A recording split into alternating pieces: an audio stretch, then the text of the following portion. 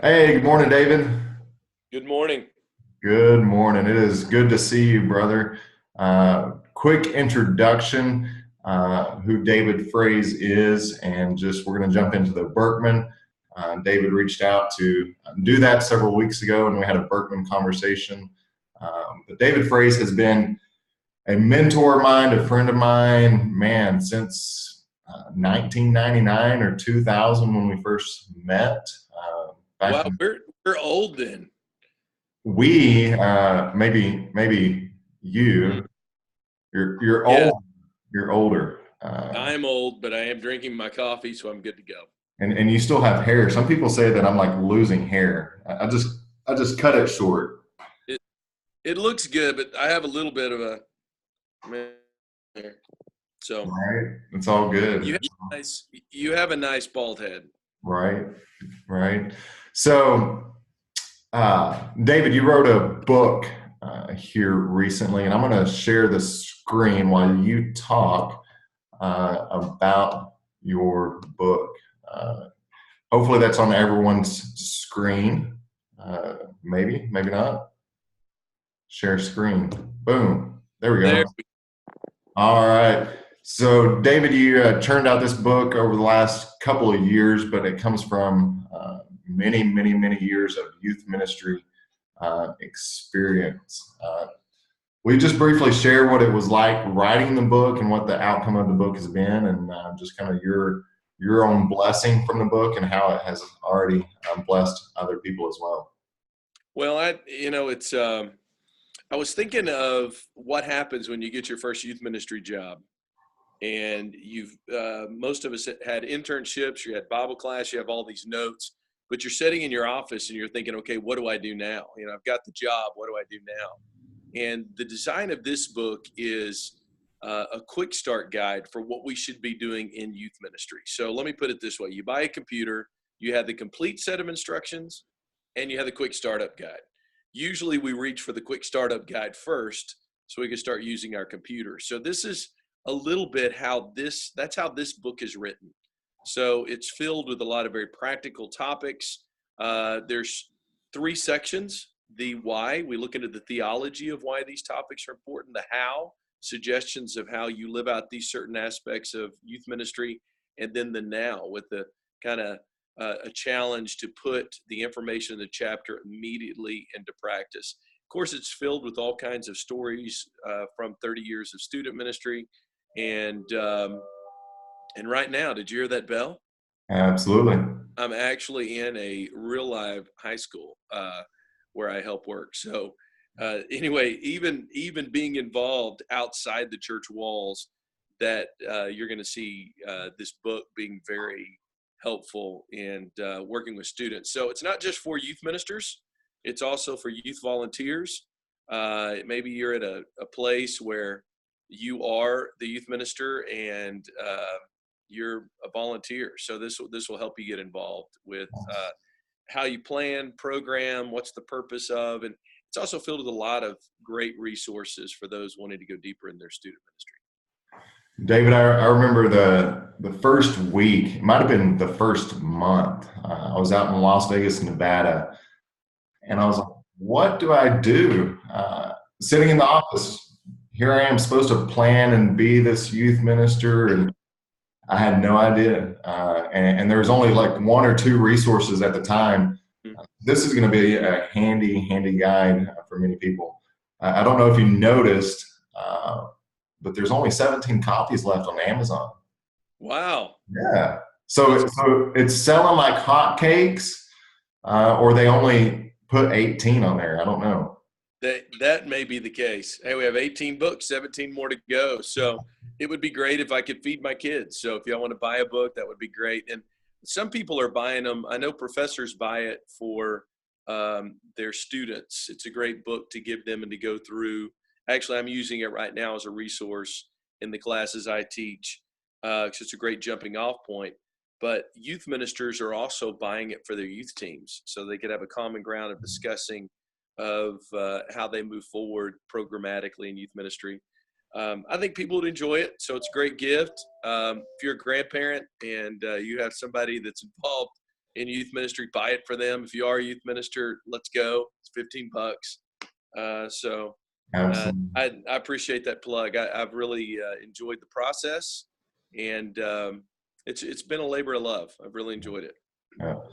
Hey, David, I know you're an entrepreneur. You got your hands in many things. You're a go-getter. You dive in and you just take hold of life. I know you got some transitions coming up.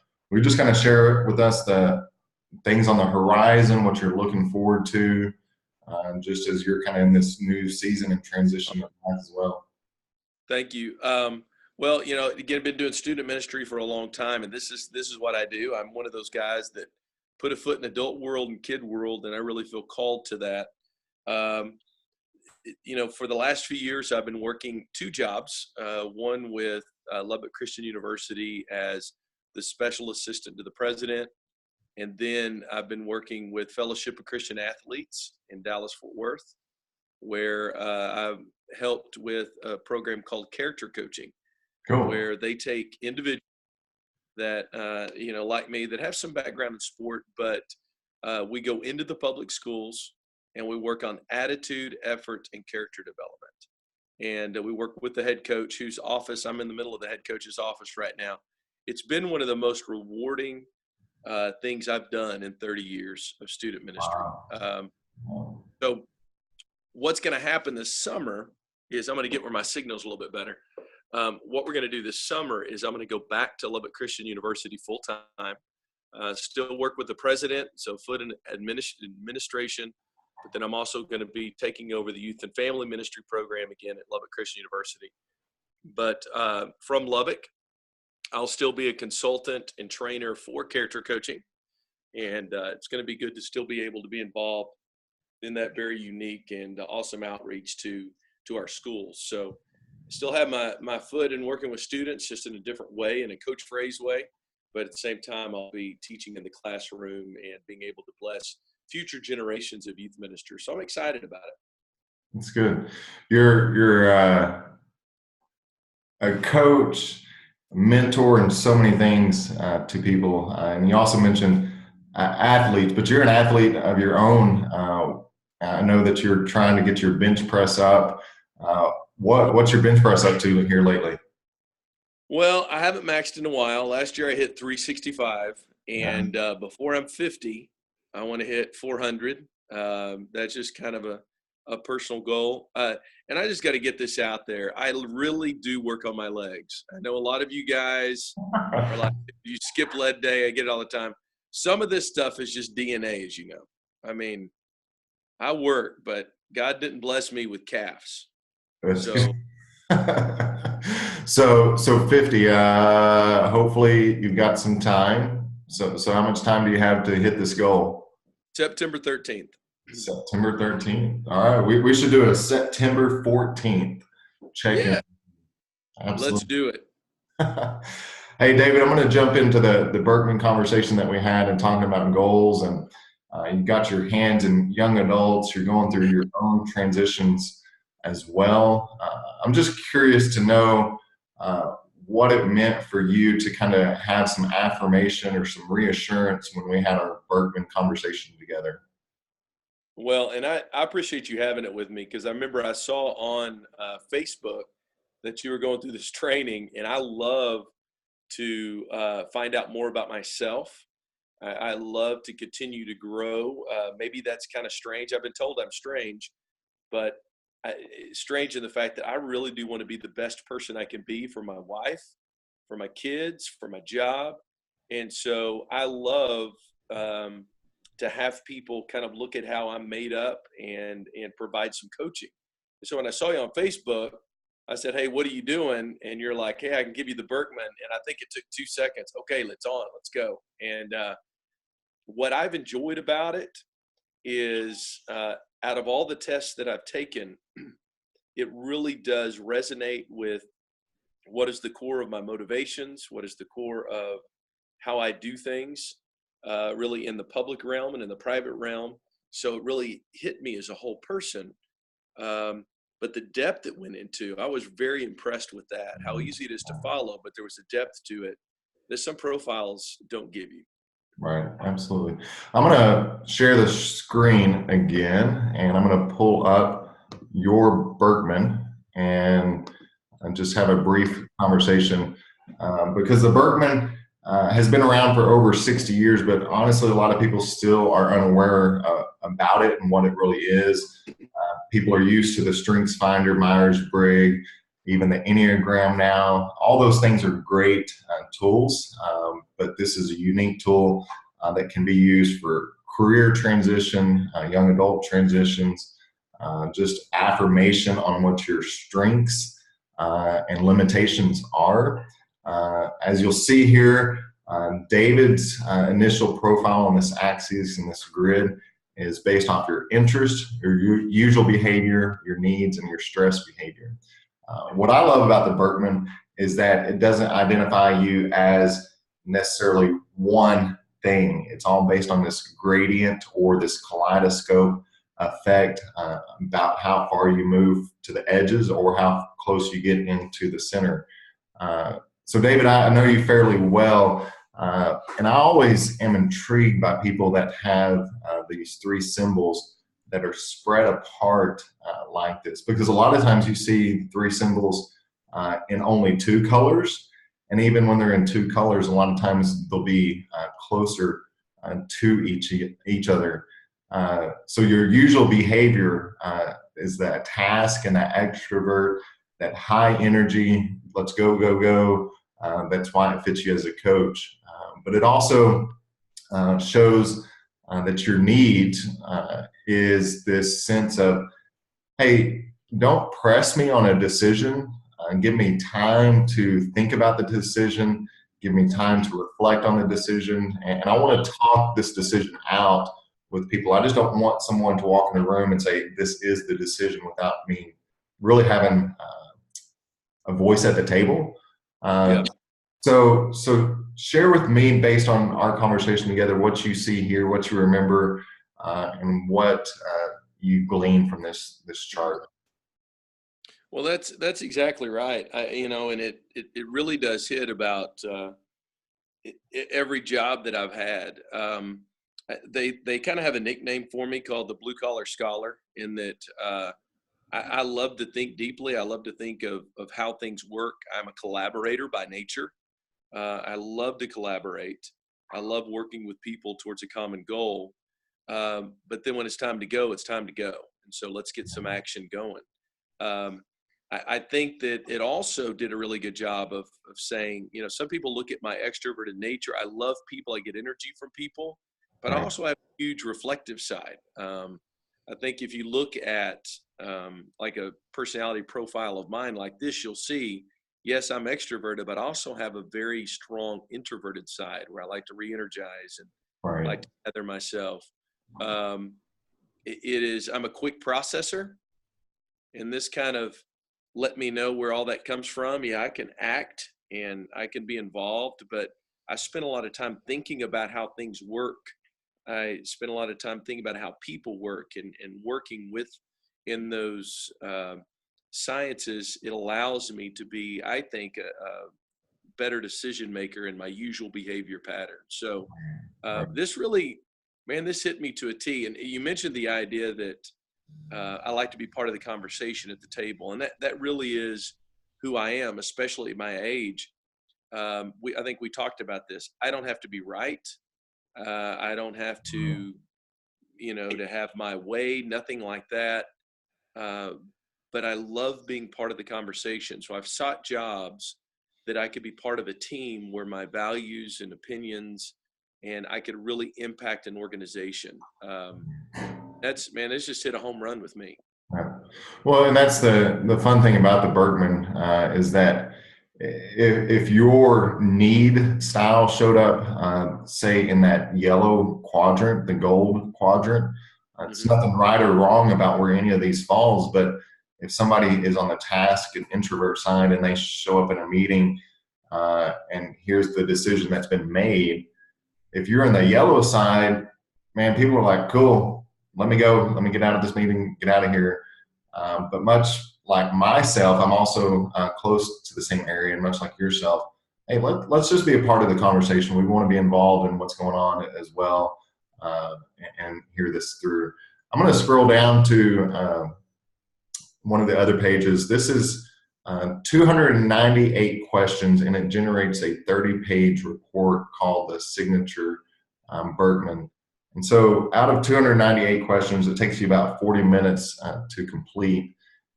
And this is one of the other snapshots it gives you as well, this Birkman interest profile. So David, I'm sure you're still seeing yours on your screen as well. Yes. High social service, and then lower on the administrative and numerical. Basically, ours are almost one and the same as far as those three indicators Yes. go. Um, but what I also found interesting is that your literary is high, but it's not over 80 or 90%, which we often look for. So let's start there with that literary and go back to your book. Uh, what internal struggles did you have processing the book and getting the book done? Because what the literary tells me is that you enjoy writing, reading, editing, but it's not where you're going to spend your primary time. Yeah. I think you'll see, it's funny, if you read Chap's introduction to the book, he said this is a book that, it's time for David to write. I think forever he's like, hey, you need to write, you need to write. But for me, and this goes to exactly what this Birkman says, it wasn't just the task of writing, but it was what my motivation was. Right. So I think when I was younger, Lance, I wanted to write to say that I had written. Right. Yeah. Um, and remember, it's being part of the conversation. It's not necessarily being right. And so for me, I I I think when you look at all those higher things, the things that are 20% higher, that's what I enjoy. That's where I got my sense of purpose from. Right. And so just to say I want to write because it's going to somehow make me feel more professional, spiritually, I knew that was a bad motivation. But Right. physically and emotionally, and you're looking at it right here, why go through all that trouble if it's just to get some strokes in your life? So, I mean, it didn't wake me up in the morning. Right. Uh, yeah, the difference, and I really did write it in a short period of time. And it came from, and this is the interesting part, because the words came from those top four quadrants. And I'm in an age where I realize my writing actually needs to become part of my social service. As an older minister, been doing this for a while, the writing, the literary part was actually part of my social service. It's what I needed to do Right. to teach and to Yeah. counsel and to help volunteers. I love how you pull those two together to lean into the social service. To my purpose of writing is to actually make a difference in the next generation and to kind of leave a legacy within the youth ministry. So, as we know, Yeah. any job, task, writing, showing up, at the end of the day, it's just about doing it. But sometimes uh, doing it is a little bit harder, especially if I say, "Hey, David, why don't you sit down with an Excel sheet and have fun doing this?" Your Well, administrative and numerical is not going to be like, "Oh, let's charge the mountain with this." But if I give you a task that says, "Hey, will you do a little bit of research and help this apply to what you're doing at the school?" Man, you're going to be all over that. absolutely. And not against anything that has to do with those lower quadrants, because like you and like others in your book, actually, you have to know how to do some sense of administrative or Right. but I think that there are times people are in situations that they're not in a leadership position, they're in a managerial position. Right. And sometimes we confuse that in ministry. Sometimes we confuse that um, really in any job is we're just like, hey, we need you to look over this youth program. Well, they really don't want you to lead. They want you to be a manager. Right. Right. Right. And this is where the Birkman is so helpful to say, because he gives voice saying, no, that's, this is not my deal. Yeah. And I'm afraid I'm going to just say this plug. What I love about the Birkman, and I wish people would do it with their youth teams, their church teams, because I believe that we have churches that what we call leadership is actually managing. Yeah. We are counting things, we're administrating, that's fine, but we need leaders in all categories, of course, and we've talked about that before. But this is a great tool so people can see, okay, this is where our staff is. Do we have people who are social driven? Are they going to want to take the mountain and go over the mountain where you don't know where things are? Right. That's kind of fun. But if you have high administrative and numerical gifts, it's just not their skill set to say, let's go charge and see what's on the other side, because they want to know what's on the other side so they can catalog it and be sure the budget's correct. So you have to have a balance between the two. And again, the Birkman lets you look at your staff and see what quadrant everybody's in. I mean, what a great gift that is. And that's the fun thing on the administration side of the reports I can generate is that you say you have a staff of 12 people that take this report. We can place your initials on the axes and the grid to say, hey, this is where David lies when it's his stress behaviors and why he's frustrated. And this is where the other team member lies, on this. And so it's fun to kind of see this in a map. When we did this about a month ago, I believe it was the blue quadrant. There was nobody in the blue quadrant, right? So if you're on a team, you've got to realize, okay, how do we step back and say we've got a gap or a potential limitation here? What do we do to fill that? You're connected to a lot of young adults who are going through 18, 19, 20, 25. How could this give them, I haven't even done a video yet about what this can do for career placement, and I could have scrolled down a little bit further, but how could this help save time, save money, save frustrating conversations with your parents, to help propel someone forward? What do you see in that? I run across students that, first of all, their number one goal is to make money, which is problematic in itself. I believe that passion is over pension. So you go after your passion first and see how you can make money doing it. So I think you look at some of these students, they're like, well, I'm just going to go into, let's just say, business. Yeah. But it's a form of business that is not going to be entrepreneurial. It's going to be the administrative that you see at the bottom. And then 2 or 3 years into it going, man, I hate spreadsheets. I hate all this stuff. It doesn't wake me up in the morning. Well, what would have happened even if they wanted to go into business, they had the Birkman and they could even choose the type of business they wanted to go into based on their passions. Right. And this lets them know. And yes, I'm sure that you and I both, if we were to take this again another 10 years, it may be different. Right. But I get that our passions may change, but this goes into more of a side look at your heart. So it's like, this is who you are. Right. Man, you could save so much time, so much money in taking needless courses. I really do believe it would help a student find and focus what they wanted to do in a certain field. My wife's a social worker by trade and now a counselor. She took anatomy and physiology and she's like, nope, I want to go into the social sciences. And it's not that she couldn't do it, but she didn't have a passion for it. Right. But you're looking at a price point that is thousands of dollars difference between social service jobs and jobs that have to do with the sciences. Right. It was great that she found that out early, but what would have happened if she kept going through the sciences and got a science degree, had all that debt, but then realized, I really don't want to do this. Yeah. So, yeah, I see all kinds of applications, Lance, to having especially young adults. I would say seniors in high school. Right. How great would it be if this would be part of a senior transition class, youth ministers? Right. that you took the test, you helped them process.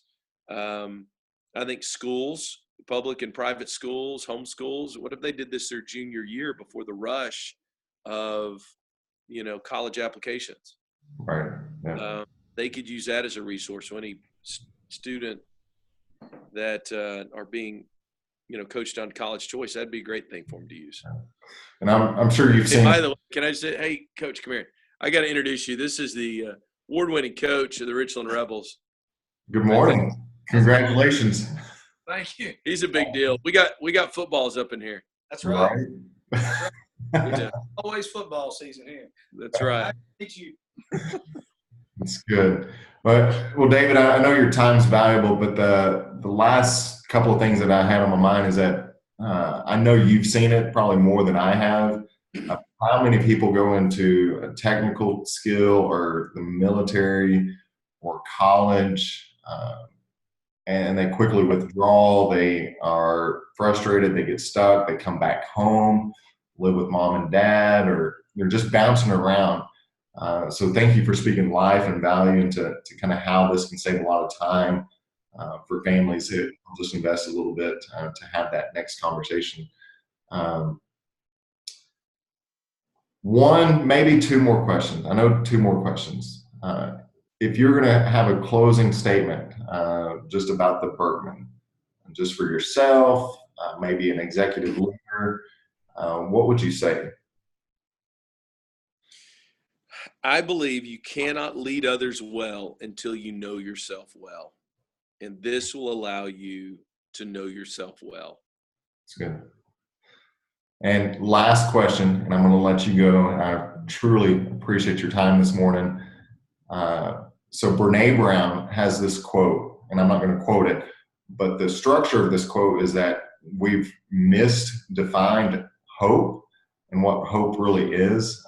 And she frames hope in such a way that hope is something that you go after, that you achieve, that you have clear steps and goals, and you persevere and you suffer through and towards hope. But our culture has come to believe that hope is this nebulous thing that we can't really obtain, or hope is one day off in the distance, right? So here's the question. What does it mean to you to choose hope?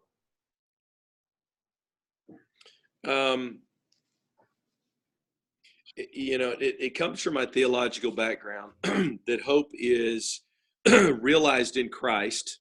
There's the now and the now. I believe, that tomorrow's always going to be better than today. And if tomorrow seems to be a bad day, then tomorrow's going to be better than that. That there is a restoration that will occur. So everything that I believe is based on that eternal hope, first of all. But I also believe what Jesus said, that the kingdom of heaven comes to earth. And as God's man, whether it's in being a husband, being a dad, being a minister, I have to do my part in partnership with the Holy Spirit. That's a cool part, to bring kingdom on earth, to be a representative of hope, to live different. And in our world today, I was at Marshall County where a shooting happened before Florida just 2 or 3 weeks ago. And to step into that situation, I kept hope in the back of my mind. These kids had experienced a horrible tragedy. I'm sitting in this gym talking to them, and all I had to share with them, I couldn't tell them the world around them was going to be all right. I can't tell them we have control of anything. But what I could tell them is that tomorrow could be better than today. Amen. And that there has to be this positive, this something that we're going towards. And I think we have a problem in our culture today is sometimes, like in personal development, to live as a person of hope, you got to know those areas not living hopefully. Yeah. Those areas of your life that are not reflecting God's glory. And you got to work on them. And that's not easy. I'm not a perfect leader. I don't stand in front of you as like, oh, this guy has it all together. But I have hope that God's still working in my life. And the struggle, if I don't allow myself to go through struggle, then I'm not going to get better. And I'm not going to understand that hope more. And I'm not going to be a better carrier of that hope unless I go through the pain and suffering. That's good. You never fail me. You're always a blessing and an inspiration and a great mentor to so many. So thank you for your time this morning, David, and blessings on your Tuesday, brother.